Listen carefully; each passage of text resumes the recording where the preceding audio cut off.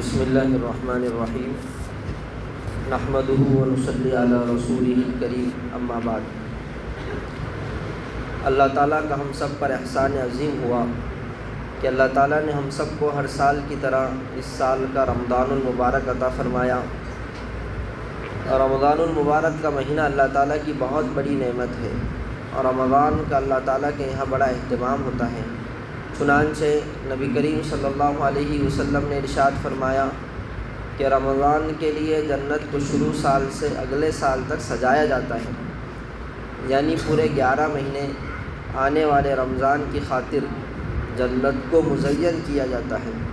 اور حضرت ابو ہریرہ رضی اللہ عنہ سے روایت ہے کہ نبی کریم صلی اللہ علیہ وسلم نے ارشاد فرمایا کہ جب رمضان کی پہلی رات ہوتی ہے تو سرکش شیاطین قید کر دیے جاتے ہیں، اور جہنم کے سب دروازے بند کر دیے جاتے ہیں، ان میں سے کوئی بھی دروازہ نہیں کھولا جاتا، اور جنت کے سب دروازے کھول دیے جاتے ہیں، ان میں سے کوئی بھی دروازہ بند نہیں کیا جاتا، اور ایک آواز لگانے والا آواز دیتا ہے کہ خیر کے طلبگار آگے بڑھ، اور اے برائی کا ارادہ کرنے والے پیچھے ہٹ۔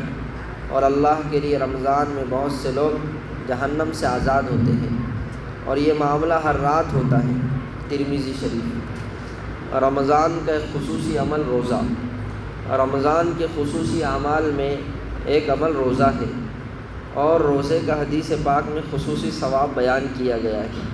چنانچہ نبی کریم صلی اللہ علیہ وسلم نے ارشاد فرمایا کہ آدمی کے ہر عمل کا اجر 10 سے 700 گنا تک بڑھا دیا جاتا ہے، 10 سے 700 گنا تک بڑھا دیا جاتا ہے، مگر اللہ تعالیٰ فرماتے ہیں کہ روزہ اس تحدید سے مستثنیٰ ہے، اس لیے کہ وہ صرف میرے یعنی اللہ کے لیے ہے، اور میں ہی اس کا بدلہ مرحمت فرماؤں گا، کیونکہ روزہ دار اپنی خواہش اور کھانے پینے کو صرف میرے لیے چھوڑتا ہے۔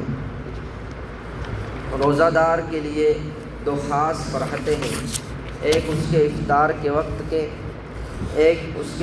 کے وقت اور دوسرے پروردگار عالم سے ملاقات کے وقت۔ اور روزہ دار کے منہ سے آنے والی بو اللہ کے نزدیک مشک سے زیادہ پسندیدہ ہے۔ اور روزہ گناہوں سے ڈھال ہے، اور جب تم میں سے کوئی روزہ دار ہو تو بری بات زبان سے نہ نکالے اور نہ گالی گلوچ کرے، اور جب کوئی اسے برا بھلا کہے یا اس سے جھگڑا کرے تو اسے جواب دے دے کہ میں روزہ دار ہوں۔ بخاری شریف۔ فائدہ: روزے کے فوائد و برکات حاصل کرنے کے لیے روزے کے آداب کا اہتمام کیا جائے، یعنی روزہ دار اپنی زبان، کان، آنکھ اور تمام اعضاء کو گناہوں سے بچائے، اور حرام غذا سے بچے، اور حلال روزی سے افطار کا اہتمام کرے۔ رمضان کا دوسرا خصوصی عمل تراویح۔ رمضان کا دوسرا خصوصی عمل تراویح ہے۔ تراویح سنت موقدہ ہے، اور اس میں ایک مرتبہ قرآن مجید ختم کرنا بھی سنت ہے، اور قرآن مجید پڑھنے میں صحت کا لحاظ رکھنا بہت ضروری ہے۔ حروف بدل جانے سے، یعنی سین کی جگہ ثا یا تا کی جگہ تو وغیرہ پڑھنے سے لحن جلی لازم آتا ہے، اور کبھی اس طرح کی غلطی سے معنی بدل کر نماز فاسد ہو جاتی ہے۔ مد، گنہ، اخفا اور اظہار کی غلطی لحن خفی ہے، اس سے نماز تو فاسد نہ ہوگی مگر بڑی فضیلتوں سے محرومی ہو جائے گی۔ لہٰذا امام پر لازم ہے کہ صحیح قرآن پڑھے، اور مقتدیوں پر بھی لازم ہے کہ ایسے امام کی اقتداء میں تراویح پڑھیں جو قرآن مجید صحیح پڑھتا ہو۔ آج کل حفاظ اور لوگوں نے تراویح میں بہت لاپرواہی اختیار کر رکھی ہے۔ جس مسجد میں جلدی تراویح پوری ہوتی ہو اور حافظ غلط سلط پڑھ کر جلد ختم کر دیتا ہو، نہ سنت کے مطابق رکوع سجدہ کرتا ہو، نہ قومہ جلسے میں تعدیل ارکان کی رعایت کرتا ہو، اس کی تعریف کی جاتی ہے، اور ایسے امام پر اعتراض کیا جاتا ہے جو رکوع سجدہ سنت کے مطابق کرتا ہے، اور قومہ جلسے میں تعدیل ارکان کی رعایت کرتا ہے، اور قرآن صحیح پڑھتا ہے۔